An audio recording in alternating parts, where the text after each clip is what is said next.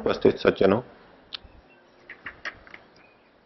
कठोपनिषद की 5वीं वल्ली का प्रकरण चल रहा है।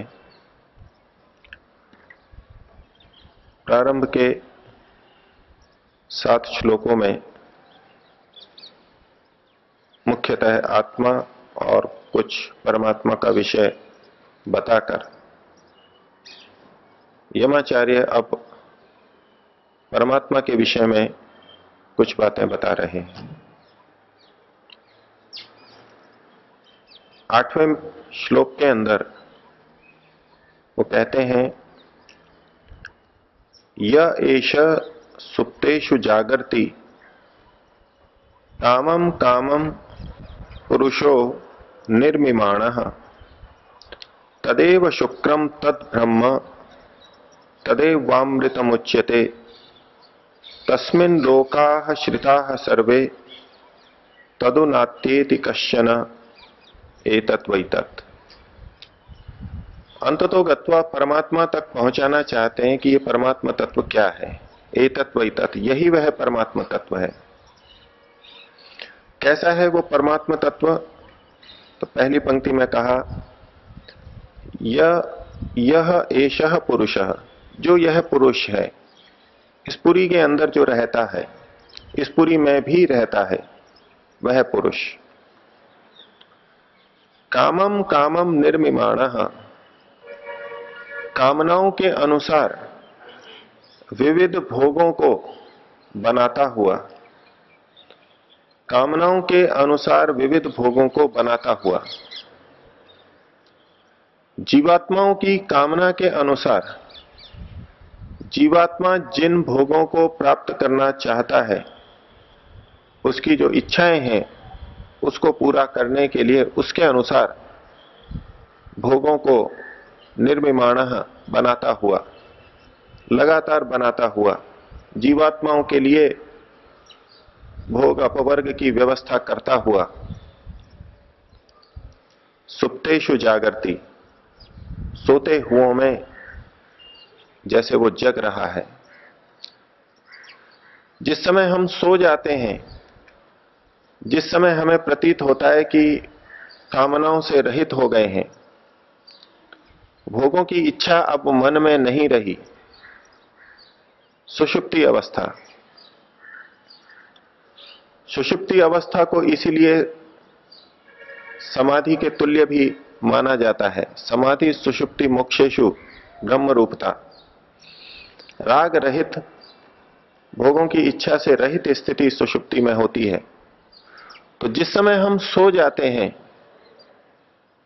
हम सोए हुए व्यक्तियों में भी सुप्तेषु जागृति, वह तत्व सदैव जगता रहता है। और जगते हुए क्या करता है वो? कामम कामम निर्मिमाणः, हमारी कामनाओं के अनुसार, दिन में जो हमने कामनाएं रखी अथवा जिन कामनाओं को पूरा करने के लिए हम प्रयत्नशील हैं, उन कामनाओं के अनुसार हमारे भोगों को वो बनाता है।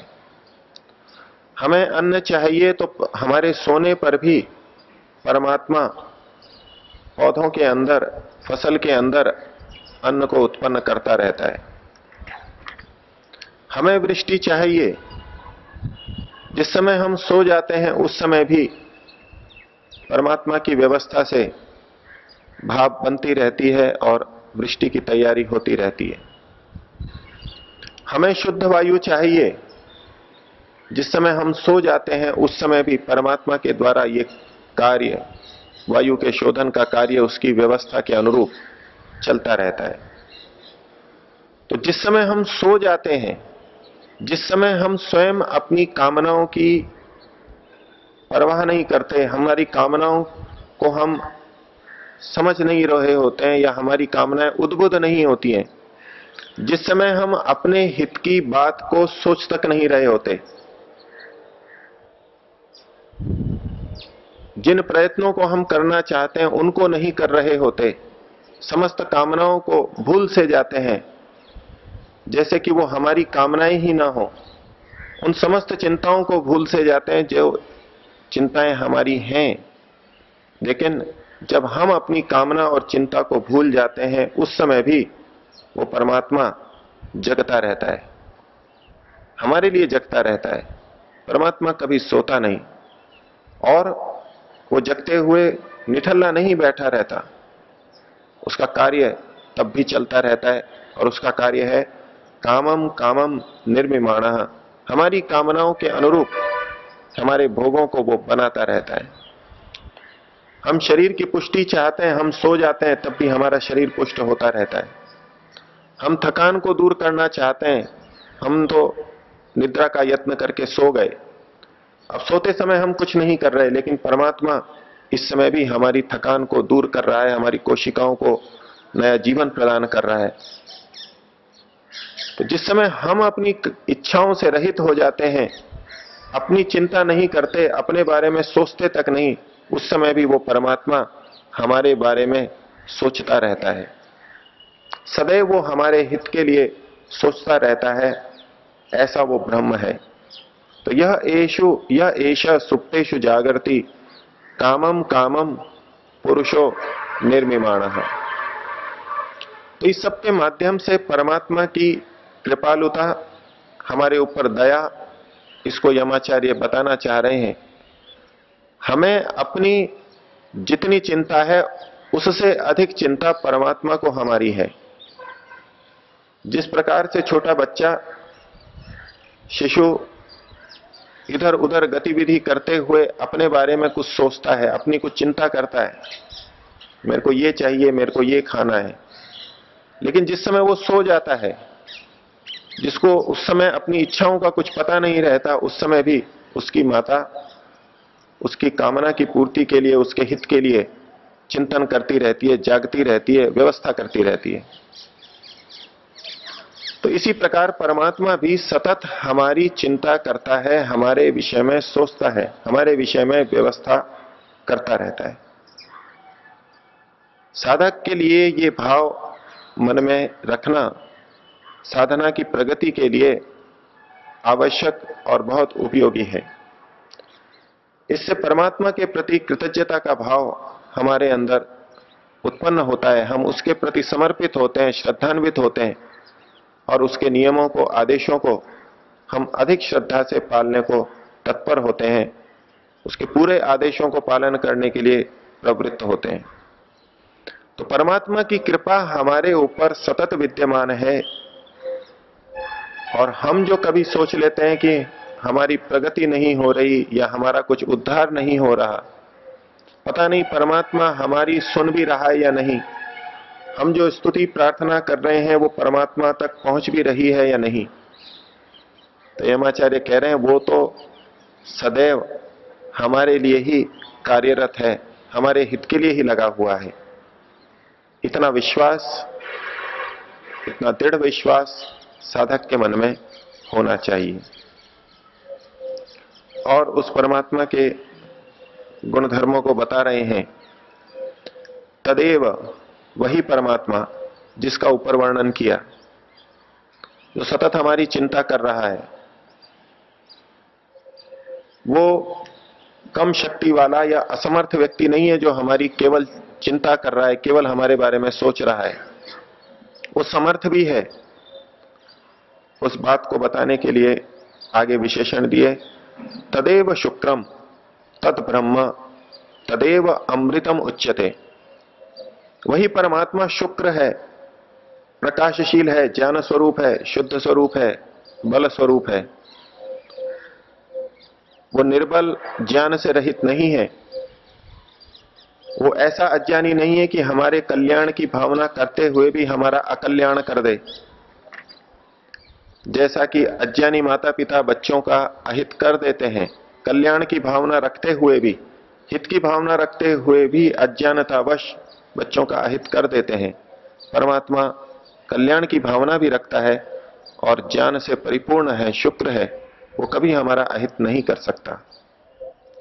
तत् ब्रह्म, वही ब्रह्म है, वही सबसे बड़ा है। वो हमारा सबसे बड़ा कल्याणकारी है और सामर्थ्य की दृष्टि से भी वो सबसे बड़ा है, तत् ब्रह्म। और तदेव अमृतम उच्यते, उसे ही अमृत कहते हैं। वो परमात्मा ही अमृत है। अनेक बार साधकों के मन में ये प्रश्न उठता है कि हमें परमात्मा को पाना है या अमरत्व को पाना है, परमात्मा को पाना है या मुक्ति को पाना है। यदि मुक्ति को पाना है तो परमात्मा को पाने की बात क्यों की जाती है, और यदि परमात्मा को पाना है तो मुक्ति को पाने की बात क्यों की जाती है।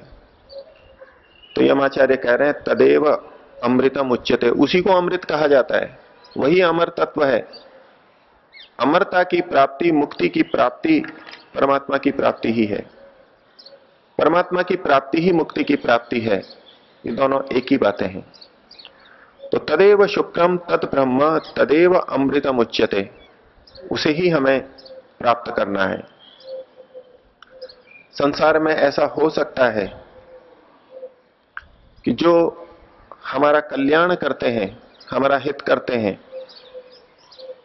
वो हमारा हित करते रहते हैं, लेकिन हम जीवन का लक्ष्य कुछ और बना लेते हैं। हमारा लक्ष्य उस कल्याणकारी को पाना या कल्याणकारी का हित करना नहीं रह जाता। माता पिता, बड़े भाई बहन, छोटे भाई का, बहन का हित कर रहे हैं, उसी के लिए लगे हैं। उसको उस कल्याण की परवाह नहीं है, उसने तो अपना लक्ष्य कुछ और, धन प्राप्ति या कहीं विदेश में जाने का बना लिया है। लेकिन यहां कहा जा रहा है कि जो हमारा कल्याण कर रहा है वही हमारा लक्ष्य है, वही अमृत है। दोनों एक ही तत्व हैं, हम उससे भिन्न नहीं हो सकते। जो हमारा कल्याण कर रहा है वही हमारा लक्ष्य है, वही हमारा लक्ष्य भी होना चाहिए।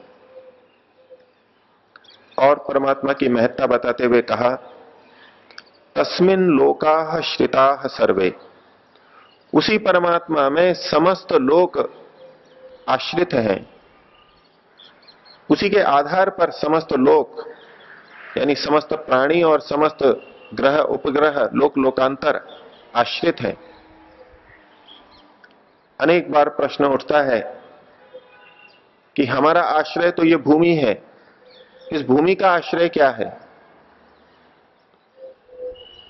इस पृथ्वी का आधार, इसके जीवन का आधार सूर्य है, सूर्य का आधार क्या है? हम परिकल्पना नहीं कर पाते इन सब का आधार क्या है। जिस प्रकार हमारा आधार ये बड़ी पृथ्वी है, उसी प्रकार इस पृथ्वी का आधार कोई और बड़ी पृथ्वी हो तो एक और बड़ी पृथ्वी की कल्पना करनी पड़ेगी, लेकिन ऐसी तो कोई पृथ्वी हमारे को दिखाई नहीं देती। वो पृथ्वी जिस पर, वो स्थान जिस पर ये पृथ्वी टिकी हुई हो, तो प्रश्न उठेगा आखिर ये किसके आश्रित है, किसके आधार पर चल रहा है। लोक में प्रचलित हुआ कुछ ग्रंथों के अनुसार कि ये पृथ्वी शेष नाग के ऊपर टिकी हुई है और एक नाग की कल्पना कर ली गई, सर्प की कल्पना की गई और उसके सिर के ऊपर पृथ्वी को टिका दिया गया। महर्षि दयानंद ने सत्यार्थ प्रकाश में लिखा ये शेष कौन है, ये शेष भगवान कौन है? ये परमात्मा का नाम है। सर्प का तरह का कोई व्यक्ति या कोई प्राणी नहीं है, ये शेष परमात्मा ही है जो सदा अवशिष्ट रहता है। उसी के आधार पर यह पृथ्वी है और यही पृथ्वी नहीं, बाकी सारे लोक लोकांतर भी उसी परमात्मा के ऊपर आश्रित हैं। तो कहा तस्मिन् लोकाः श्रिताः सर्वे, ये सारे के सारे लोग जिसके ऊपर आश्रित हैं, परमात्मा के ऊपर ही आश्रित हैं। परमात्मा ही इनकी व्यवस्था कर रहा है, परमात्मा ही इनको चला रहा है।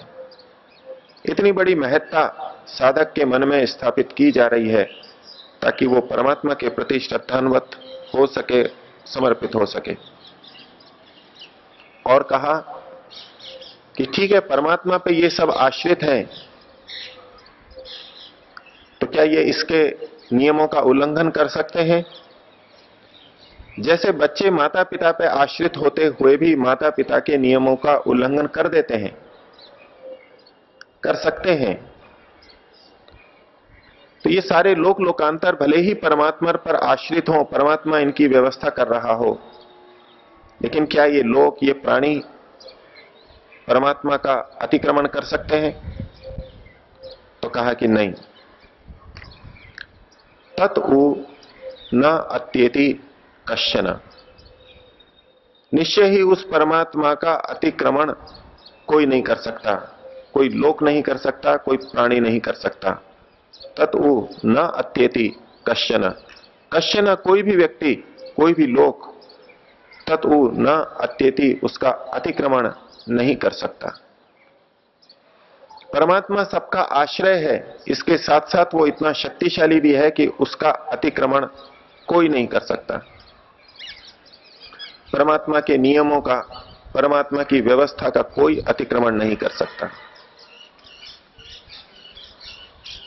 संसार के व्यवहारों को देखते हुए और एक तरफ परमात्मा की इस प्रकार की प्रशंसा, स्तुति, महिमा को सुनते हुए दोनों में सामंजस्य नहीं दिखाई देता। एक तरफ हम जानते हैं कि परमात्मा का अतिक्रमण कोई नहीं कर सकता, परमात्मा के नियमों का उल्लंघन कोई नहीं कर सकता। दूसरी तरफ हम संसार में देखते हैं लाखों नहीं करोड़ों अरबों व्यक्ति हैं जो परमात्मा का अतिक्रमण करते हैं, परमात्मा के नियमों का उल्लंघन करते हैं, वेद के विपरीत आचरण करते हैं।